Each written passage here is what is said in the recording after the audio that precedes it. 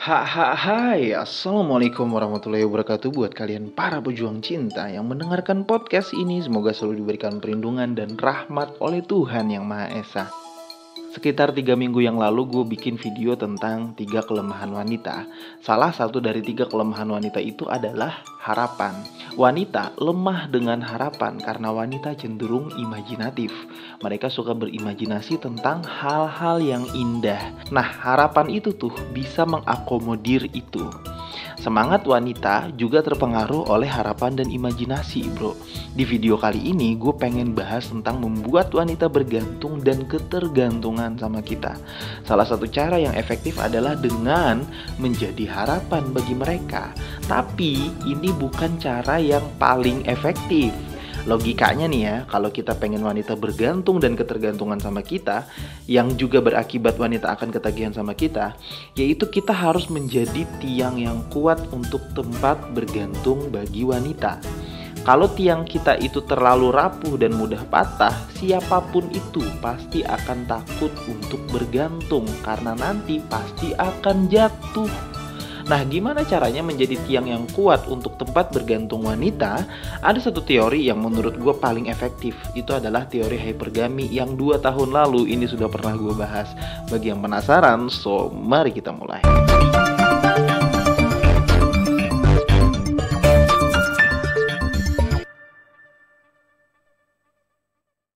Video gue tentang hypergamy 2 tahun lalu itu thumbnailnya adalah kejamnya wanita dalam memilih pasangan. Teori hypergamy yang dianggap itu adalah kekejaman wanita dalam memilih pasangan, dalam konten itu tuh gue bilang itu pandangan yang salah. Karena itu bukanlah hal yang patut untuk dinilai kejam. Karena apa? Karena itu adalah insting alami dari perempuan sejak zaman dulu. Bagi yang belum tahu tentang teori hypergamy, gue jelasin dikit.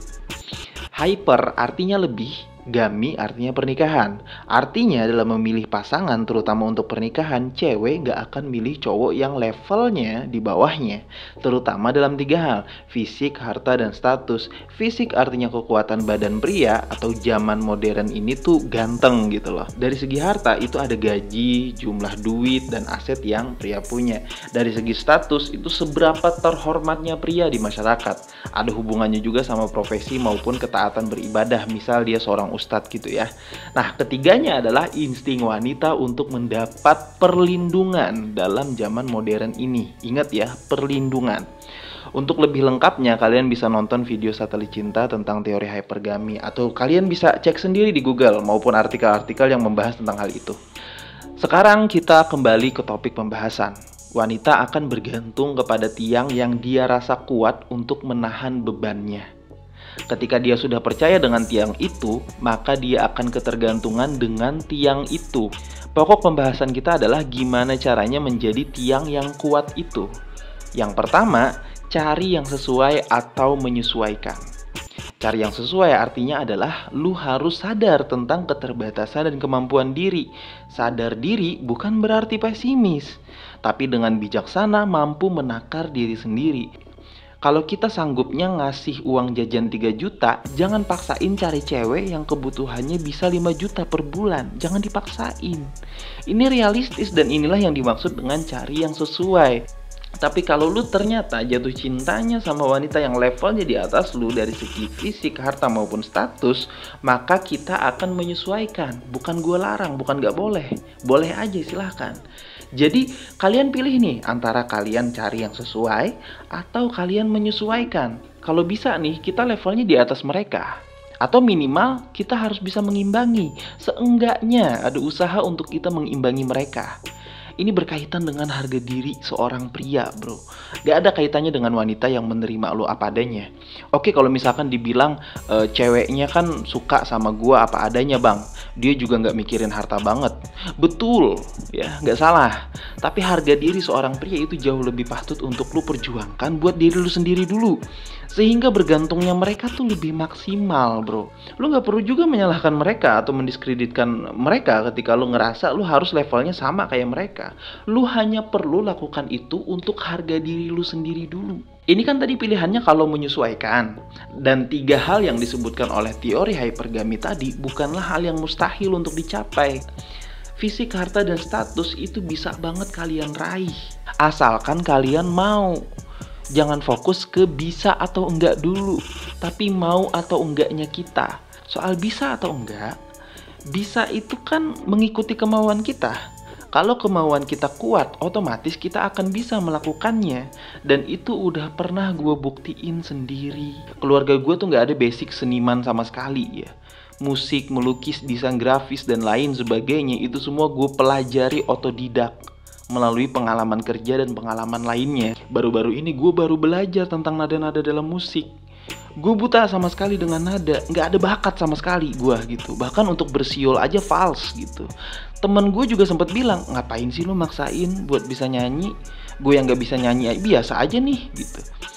Nggak ada yang sampai maksa kayak gitu banget sampai tiap hari belajar gitu, kata dia. Terus kan gue jawab ya, gue semakin gak bisa, semakin pengen ngelakuin bro. Entah kenapa ketika gue dianggap gak bisa, gue semakin penasaran. Artinya gini loh, substansi yang pengen gue sampaikan adalah kemauan itu akan mengalahkan ketidakmampuan. Kalau misalkan kalian tidak bisa mencari wanita yang sesuai dengan takaran dan kemampuan kalian, pilihan kalian hanya satu, kalian harus menyesuaikan untuk meningkatkan kemampuan. Dari segi fisik, misal kalian kalah, kalian bisa kembangkan dari segi skill, kemampuan, serta status di masyarakat. Kalau status di masyarakat juga kalian kalah sama gebetan kalian, minimal dari segi harta, kalian bisa mengimbangi. Seenggaknya gaji kalian kurang lebih sama lah kayak gebetan kalian ya. Lebih bagus lagi kalau kalian bisa melampaui level mereka. Nah, ketika kalian sudah berada levelnya di atas mereka, kalian akan diasosiasikan sebagai tiang yang kuat di mata wanita agar mereka lebih aman untuk bergantung ke kalian gitu loh maksudnya.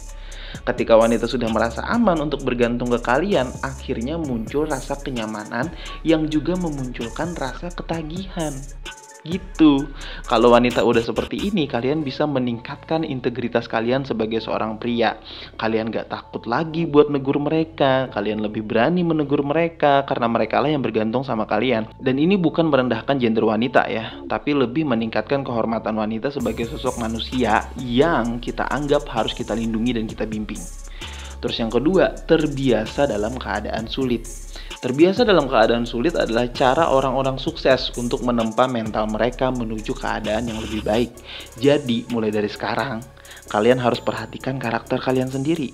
Sejauh ini, apakah kalian menikmati dalam keadaan sulit atau kalian takut dengan keadaan sulit? Apakah kalian masih merasa nyaman di zona aman? Atau mungkin kalian gak perlu dengerin omongan gue gitu misalnya, karena gue bukan siapa-siapa gitu. Tapi kalian boleh tanya tuh ke orang-orang yang udah sukses.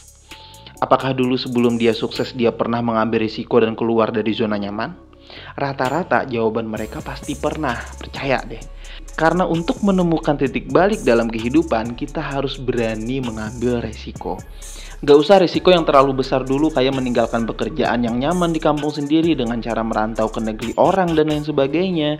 Berani berbicara dan berani disalahkan aja. Ya, itu kalian sudah gue anggap berani keluar dari zona nyaman. Gitu.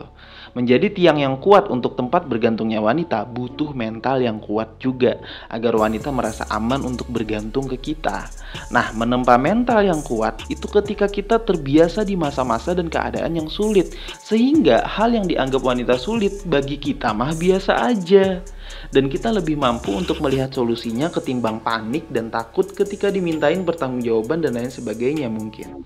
Kalau misalkan kita masih suka panik dalam keadaan sulit, ya wanita mau ngadu kemana? Wanita mau cerita ke siapa? Wanita gak bakal bisa bergantung sama lu. Terus yang ketiga, harus menjadi alasan kenapa wanita suka. Ini poin yang paling penting harus gue sampein.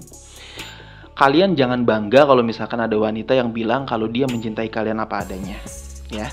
Kalian jangan bangga kalau misalkan ada wanita yang bilang aku mencintai kamu tanpa alasan.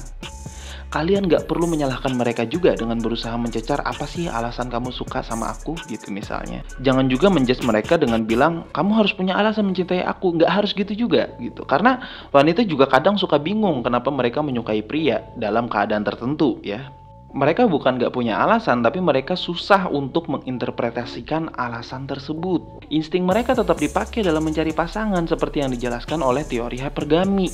Maka nasihat dari Satelit Cinta adalah jangan terpesona dengan kalimat wanita mencintai kalian apa adanya. Wanita mencintai kalian tanpa alasan. Jangan tersepona intinya. Kita sebagai seorang pria harus menjadi alasan kenapa wanita menyukai kita. Keuntungannya adalah agar kita lebih bisa mempertahankan eksistensi kita dan integritas kita sebagai seorang pria. Simpelnya tuh agar kita tetap dianggap sebagai seorang pria yang menjadi tempat bergantung, walaupun kita sudah jatuh bangun, gitu loh. Jadi nggak perlu mencecar wanita, kita hanya perlu tanya ke diri sendiri bahwa dia harus punya alasan kenapa dia menyukai kita, gitu loh. Kita bangun alasan itu untuk diri kita sendiri. Apakah karena kita punya pemikiran yang dewasa?